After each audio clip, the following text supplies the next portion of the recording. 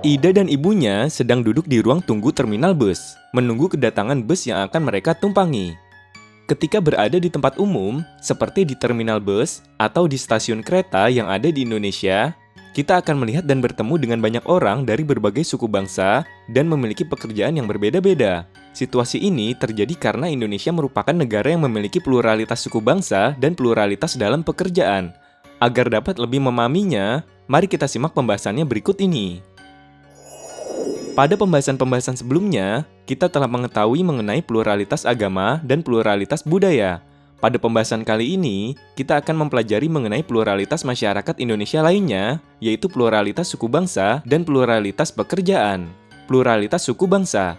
Kita telah mengetahui bahwa Indonesia memiliki beragam suku bangsa yang tersebar dari Sabang hingga Merauke, dengan lebih dari 300 kelompok etnik atau suku bangsa. Suku bangsa terbesar di Indonesia adalah suku Jawa yang mencapai 41% dari total populasi. Kemudian, suku Sunda, suku Melayu, dan suku Madura secara berturut-turut merupakan kelompok suku terbesar berikutnya di Indonesia.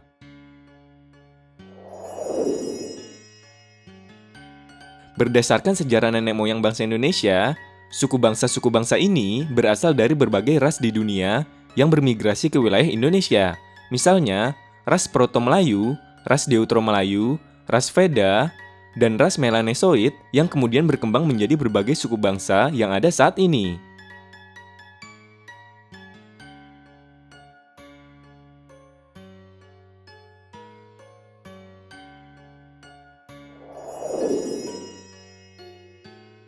Perbedaan setiap suku bangsa juga dipengaruhi oleh faktor alam, adat istiadat, dan tradisi turun-menurun sehingga memberikan pengaruh pada interaksi sosial dan perilaku masyarakatnya. Akan tetapi, setiap suku bangsa juga dapat pindah dan tinggal di wilayah yang berbeda dari tempat asalnya, baik di dalam maupun di luar wilayah Indonesia. Misalnya, walaupun sebagian besar suku Jawa menetap di wilayah Jawa Tengah dan Jawa Timur, namun banyak juga yang bertransmigrasi keluar Jawa atau bermigrasi ke luar negeri. Sejak ribuan tahun lalu, bangsa Indonesia yang terdiri atas berbagai suku bangsa dapat hidup berdampingan secara harmonis dengan saling memahami dan menghargai berbagai perbedaan yang ada. Oleh karena itu, bangsa Indonesia selalu terbuka menerima kedatangan suku bangsa lainnya dari negara lain. Toleransi dan semangat kebersamaan inilah yang menyatukan bangsa kita menjadi Negara Kesatuan Republik Indonesia.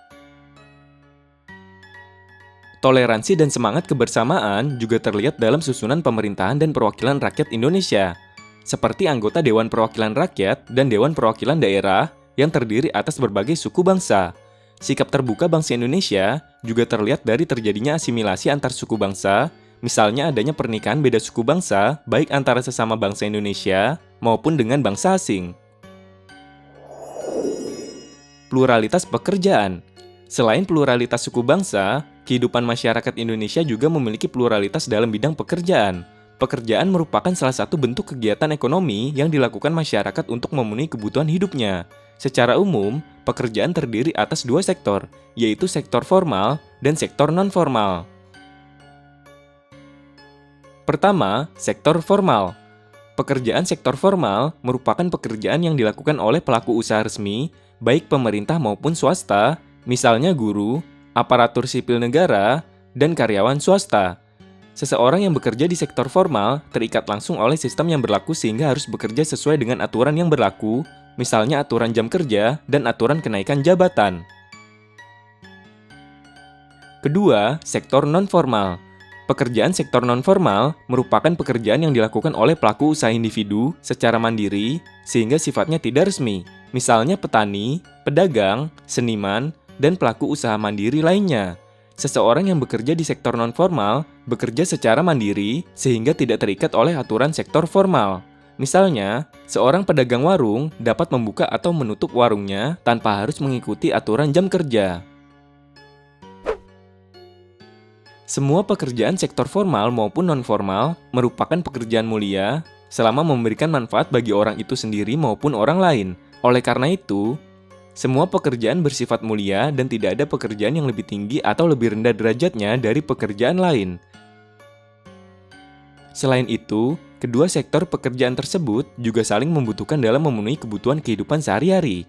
Contohnya, pedagang warung membutuhkan para karyawan kantor swasta untuk membeli dagangannya. Sama halnya, para karyawan kantor swasta memerlukan pedagang warung untuk memenuhi kebutuhan konsumsinya.